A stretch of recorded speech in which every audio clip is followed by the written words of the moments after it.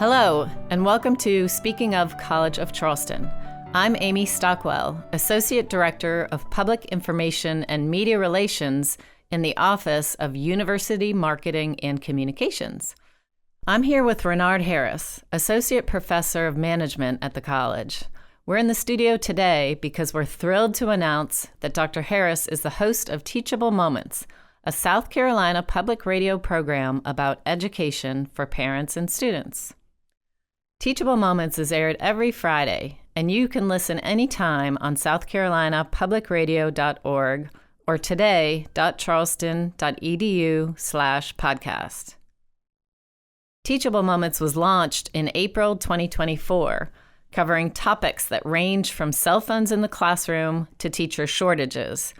This is a great partnership between the College of Charleston and South Carolina Public Radio for many reasons, one of which is the opportunity to showcase the expertise of our faculty to the 315,000 weekly listeners across the state. We're so grateful to Dr. Harris for contributing not only his dulcet voice, but his harmonica music to Teachable Moments. Dr. Harris, thank you so much for joining us on Speaking of the College of Charleston. We just finished recording new episodes for Teachable Moments that will air in July and August. Your harmonica playing is featured in the intro and outro of Teachable Moments, but it's just a short clip, and I'm sure our listeners would love to hear a little more. Could you play some for us? Sure.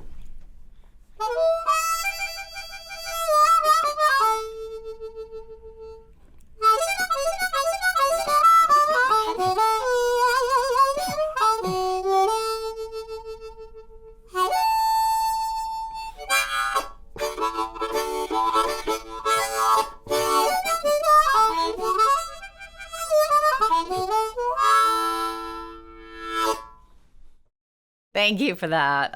It's really fun to listen and watch you play. And just so listeners know, we're recording video so that listeners will get to see you in action playing. Can you tell us a little bit about your musical background? Yeah, definitely. So it's been great. I'm a huge lover of music, but I think I probably have to give credit to my mother probably. I have a brother and sister, and she would wake us up in the morning and we would get dressed to music. She would crank the radio and we would get dressed dancing and dancing to music. And that was like the 70s, the 60s and 70s. So R&B was huge, funk was huge, right? And Michael Jackson and Gladys Knight. So I grew up around that, but also grew up around one grandmother that was AME Zion, one grandmother that was Baptist in rural Mississippi, and I went to a Catholic school. So I had everything coming at me at the same time, from Ave Maria to Wade in the Water to lining, on your knees for long. So I've just been around music and sound for so many years that became part of me. And my mother bought us a piano. She went to the pawn shop and bought me a trumpet, and I've tried guitar. And so just been around music and sound to me, music is just absolutely beautiful. So I'm a part of it. It's a part of me. What a great way to wake up. I think that all parents should use that to get their kids going in the morning. Like, what a great way to get going in the morning. I agree. Growing up around Soul Train and dancing and making a Soul Train in your house. And it's healthy, right? It's a healthy way to get dressed and get ready for school. Do any of your siblings play music? No, we all play around music, right? People ask me if I play something, and we tripped over a lot of instruments, so we can all dabble in different things, but I think it hit me the most to move it further. But we've all liked sound, we've all liked dancing and music, though.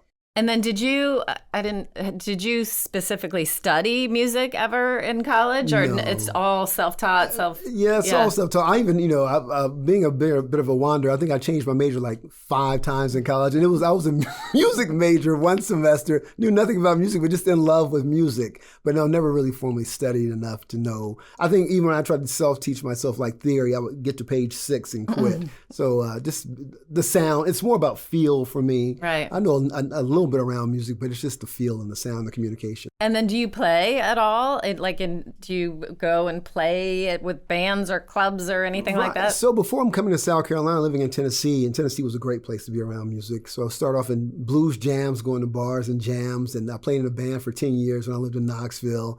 I played on the subway for a year when I lived in New York City. Wait, stop there. Say that again? I played the last part. When I lived in Harlem, I played, there's a, New York City, this is some years ago, you could audition to play on the subway. No. And you would send in a tape or a CD, and they would invite you. And they would have auditions once a year in Grand Central Station. And they put you behind this room. And there's all types of artists in this one room, all types. And they would call you out, and the newspapers would be there and TV stations. And you would have 5 minutes to do what you do. And they would send you a letter and accept you or not to play on the subway. That is so cool. Yeah. I had no idea it was like actually like regulated at all. Yeah, and music under New York, MUNY, they'll give you a little sign. You're still busking, but they would give you a sign and a place to play on the subway. And I did that, and I would never give that time back. Amazing. That is very, very cool. Yeah. What a great experience. For sure. Yeah. Way to put yourself out there and be vulnerable in front of just random strangers. I think so, and you're playing for change, right? So they might give you a quarter, they might give you $1, but you're out there busking for money and communicating with people. A lot of conversation. In New York City, you're having thousands of people walk past you, and so it's you decide if you love it or not by doing that. Right? I bet. Yeah. So from there, then, what led you to education? Yeah, so I think they both happened at the same time. So growing up around music and ending up, got my master's in education in Tennessee. And so Tennessee is great for storytelling and music. And so I think it was all happening at the same time that these things married. I fell in love with blues, and a friend told me, I said, I think you're as interested in the culture of blues as you are the music as much. And I think he's right. That whole story of African Americans and that having nothing but having power at the same time, and being in Tennessee with all this storytelling. So my professor kind of led me down that path. So that's what led me to teaching and multicultural education and cultural relevant pedagogy. It was all happening at the same time. So I've kind of used my harmonica and that root as kind of like the sword I wield through all of this, because it's all connected to me. Music, story, narrative, culture, it's all one big space for me. So they kind of married each other at the same time as I developed as an educator. And then from Tennessee, how did you end up at the college? Right. So I went to a conference in Philadelphia, Pennsylvania, and the College of Charleston had a booth there. And I had just finished my doctorate, we're getting ready to finish my doctorate. And I met some professors here, and I gave them my CV. And they said, why don't you come and interview at the College of Charleston?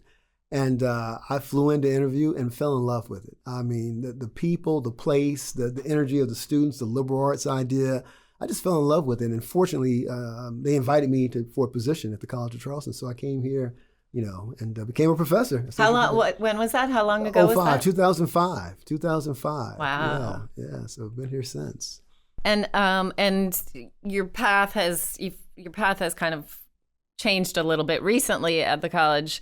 Your doctorate's in teacher education, but you're now teaching one class on leadership and another on managing diversity at the business school. So what is that like? Tell us about that, your new role over there. Yeah, so I was fortunate to be in administration here at the College of Charleston, from teacher education to administration. So I had the privilege of working under amazing presidents here at the college. And so after telling the last president I worked under that I wanted to return to faculty, well, where do you go after this experience and being in leadership? And the dean of the School of Business, Dean Schwager, and the associate dean, Dr. Carrie Messel, said, we may have a place for you over here in terms of meeting our accreditation, but we think we have a place in terms of leadership and a course called Managing Diversity. But of course, you had to be vetted by your colleagues and the professors, and I had to meet with them and go through a few steps. But they were kind enough to accept me into the department. It's been fantastic, because I've always been around education students, but now I'm around business majors, right? But at the same time, you're still teaching, and that's where the power is. And so the idea of teaching leadership, so I have all these experiences working in administration at the college, all these stories, and connecting them to a text, and taking this text and saying, I've got a story that fits with that. So I'm able to go in and out of my personal experience in leadership and this text and these books and different sources we use to teach from. So that's been amazing. At the same time, I have amazing students who are getting ready to walk out the door. And you don't have to be at a high-end industry to be a leader. You can do it right now. You can explore some of these concepts. So that's been fascinating to have that conversation with students. And the other course, Managing Diversity, which definitely my lane. It's the same type conversation, but with business students about how do you navigate where everyone feels seen, no matter what industry you're a part of, where everyone takes their culture as a resource to navigate the world. So it's that conversation. It's a positive conversation. It's not a negative conversation, because diversity is a powerful, positive thing, not a negative. And do you, how do you facilitate that? Like, do you have speakers come into your classroom? I think speakers are fantastic. Yeah. I adopted a course from Dr. Carrie Messel, and she had speakers prior, and I continue to do that. But when you look at the feedback from the students love speakers who play in those spaces. Mm-hmm. So I continue to do that. I've had some amazing speakers that have come in and shared their knowledge. And it's volunteer. They're sharing their time and space and knowledge. So that's been great. And also from speakers to personal experiences to connecting it with text. And so these courses, leadership and managing diversity, are things that start almost with you as an individual, as a human being. I try not to explore much into the politics and the macro because it's about you now. And so it's not about what you can be, what you will be, what you might change. It's about right now, the ownership you have to engage with these topics, leadership and diversity, 2 separate courses. But you can play with it now and explore it now. So no matter what you do when you walk out this door, you have that tool and resource in your bailiwick. And I would think those classes could be taught in any school at the college, and that they're applicable to students across the entire college. Those skills are necessary skills to be successful. Yeah, I think you're spot on. I think you're spot on, and because I'm in the School of Business, I use business, journals and ideas and concepts. But you're right; these ideas fit anywhere, but you're trying to fit it within the context, so students can connect the dots to finance, to accounting. But it's there. If they put me in the School of Music, it would be that through music, right? So it moves. An educator moves within the context, but the same core is there. I agree with that. 100%. That's interesting. Yeah. So to move a little bit to Teachable Moments, to segue, because we're so excited about launching this program definitely. With South Carolina Public Radio. You are our host, and so you're speaking on a variety of topics that go from teacher shortages to what kind of chronotype you are. We talk about all sorts of things. And one of the topics that we recently covered is teacher shortages that are happening across the whole country. So let's give that a listen now. For South Carolina Public Radio, I'm Dr. Rénard Harris from the College of Charleston. This is Teachable Moments, a minute of education for students and parents. Teachers are getting ready to pack up their classrooms for the summer, but many will not return in the fall. Research indicates that low pay and increased scrutiny of teachers and their methods have caused a nationwide shortage. 45% of schools in the country are understaffed. In South Carolina alone, there were 924 teacher departures between September 2023 and February 2024. It's increasingly recognized that recruiting and retaining teachers is paramount. Innovative strategies like targeting working adults seeking career transitions offer promising avenues to address this challenge and ensure a sustainable future for education. For the College of Charleston, I'm Dr. Rénard Harris. For more teachable moments, visit southcarolinapublicradio.org/teachable. Dr. Harris, what advice would you give a student who's interested in teaching but has concerns about some of the challenges? That's a great question. I think, you have to be careful what you hear about education because there's a business side of education with administrations and districts, et cetera. But the art of teaching is something different. The art of teaching is if you are interested in engaging and taking something inanimate from a piece of paper, from a digital side, however you look at it, and make it live to a human being, to make it part of their life. If you want to explore that skill set that I can take what we're reading and communicate to you in such a way and build such a relationship with you that this is part of your life now. And I've helped you kind of cultivate that as you move forward. That's what teaching is. And no matter how you look at it, it's about relationship and communication and engulfing this information so that you are better than you were the day before. If you look at it that way, yes, there's a lot of politics, et cetera, about teaching, but the art of teaching is about that. And it's an art, it's a skill set, it's something you explore. You never get to the last page of that exploration. It's pretty competitive because I want to get to you as the student and I want you to get to me. And although there may be 15, 20, 30 people in this classroom, this is about you and me. This is about you and me. And to the next person, this is about me and you. And you're doing it all at the same time. So it's a bit of a paradox that happens, but it's about that relationship to develop as a human being. How can that be a bad thing? That is powerful and beautiful. There is another side, politics, et cetera, but the teaching art, that there's power in that. So for whomever is interested in that exploration, I would encourage you to get involved with teaching. That's beautiful. That's very encouraging. And I think it just makes me think about all of the people that you remember when you're going through a certain moment of your life, if you're graduating from college or something, and you're reflecting on your life, about who mentors and people who have really meant something to you. So often we think of those teachers who in our lives who were really meaningful, who did something, said something that stuck with us, that we hold on to. Yeah. There's something powerful in that, because, I mean, you realize that your ego has to be put outside the door. You're not looking for immediate satisfaction. Did I do something? Am I a part of your life? It happens later down the road. Mm-hmm. When you're doing something like, I remember Mr. or Mrs. or such and such, and how they influenced me to do that. So it's not about you and your ego. And it's not about, if it hadn't been for me, this wouldn't have happened to you. Simply not true. You're just on someone's journey. You're part of someone's journey, and they are stopping in momentarily to explore that with you. And hopefully, if you do it right, you will impact that journey positively, and they'll move on. And so it's not about who did what for whom. It's about being a part of someone's journey and doing your part to make it better. There's power in that. It's empowering. It's an empowering field. That's beautiful. Yeah. That's really beautiful. And so we're getting close to the end of our time. We've all been in the studio for a long time this morning, but I want to close with just asking you, what's been fun? What do you enjoy about being the host of Teachable Moments? And this is something that we're so grateful that you agreed to do this for us, because it's time consuming, and we come into the studio, every couple of months and record a bunch of sessions, and we send them up to Columbia. And you're doing this out of the generousness of your heart. And so what do you like about it? And have any of we launched in April, so it hasn't been happening for too long, but has any of your friends or family stopped you and said, hey, I heard you on the radio the other day? Right. I've gotten calls from family members like, I wish you would take the cell phone from my niece, my daughter, right. Conversations like that. But I got to be honest with you. This is, I'm working with you. You're fantastic. Got Jesse is producing. Is that the term? Is that the proper term?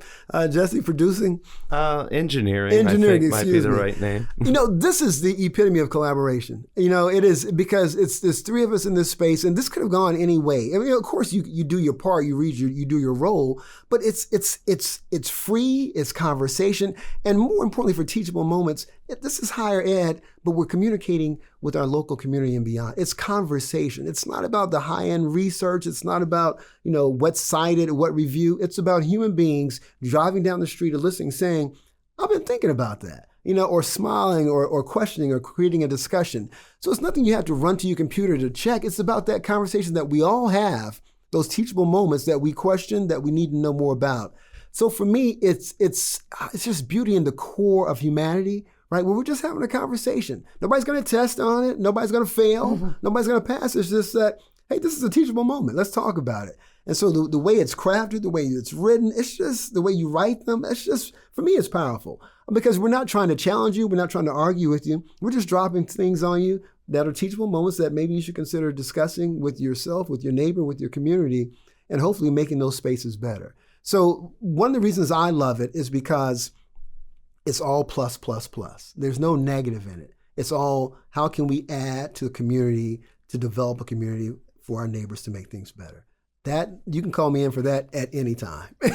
Sign me up for that. In terms of family and friends, I've gotten calls, and it's been fun, people reaching out and saying, I heard your voice, like, I think that's him, because I know people. But it's just been fun. And they're fun to listen to for me, too. It's fun because, to sit here and develop it with you, but then hear it later on such a powerful network, right? Mm-hmm. South Carolina Public Radio. I mean, who hasn't wrapped their arms around NPR before and said, this is healthy. So it's good all around, 100%. Well, we agree 100%, me and Jesse, that this has been equally fun and inspiring for us in so many ways. Well, I just want to say before we close, you and Jesse are top in my book. I think, again, I didn't know who I'd be working with when they asked me to do this, but this is the perfect trifecta. And you, the two of you are fantastic. So thank you. I think we're going to go on the road, the three of us. Yeah, we should take this on the road. We could do a live podcast here or there. We should tour the universities around town. I'm thinking from food truck to this podcast. They got food. We'll do a podcast truck and just go to different festivals. Yeah, just roll up the side, park out front. That's right. Yeah. And just drop in teachable moments. That'd be nice. I love it. Yeah. I love it. Thank you so much. This has been such a great morning. Thank you. You're quite welcome. Thank you all.